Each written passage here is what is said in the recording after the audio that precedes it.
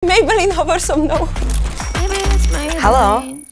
Ahoj Magda, rada ťa počujem. Čo si pre mňa vymyslela tento raz? Ahoj, minule si ma naučila tú super vec s tými 3 produktmi. A už som možno pripravená aj na niečo trošku zložitejšie. Mohla by si ma dnes naučiť kontúrovať?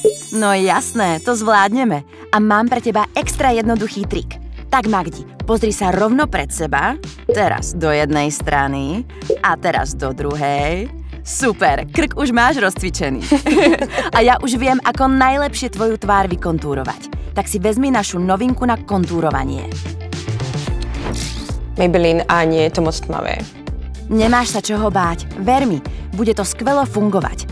Ak tomu neveríš, môžeme to vyskúšať najprv na ruke, aby si zvykla, ako sa s tým pracuje. OK.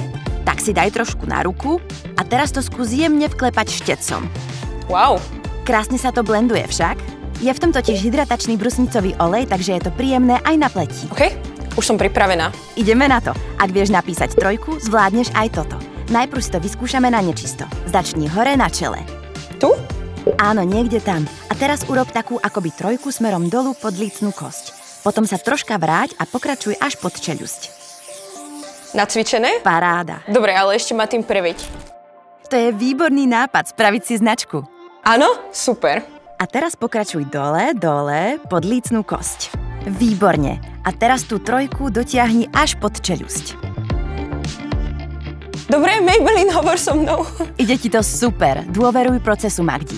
Teraz blenduj štecom krátkými jemnými ťupkavými ťahmi vždy smerom nahor. A blenduj, kým čiara úplne nezmizne. Čiže teraz idem smerom hore?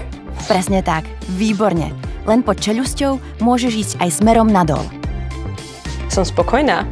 Vidíš tam rozdiel? Najmä tu, na tej kosti, ktorú obvykle nemám. Ale teraz mám pocit, že ju vidím. Tak šup na druhú stranu tváre. Rovnaký postup? Teraz to už zvládneš aj sama. Ty mi ale veríš. Ako sa ti s tým pracuje? Je to príjemné na dotyk.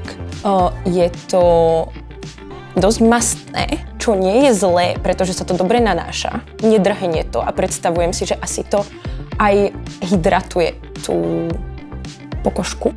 Myslíš, že vyzerajú obe strany rovnako? Fakt to bolo tvoje prvé kontúrovanie? Zvládla si to perfektne. Ako sa ti to páči? Moje čerty sú zvýraznené. Mám takú predĺženú tvár, ale zároveň to nie je príliš tmavé, čoho som sa fakt bála. Takže misia splnená? Misia splnená.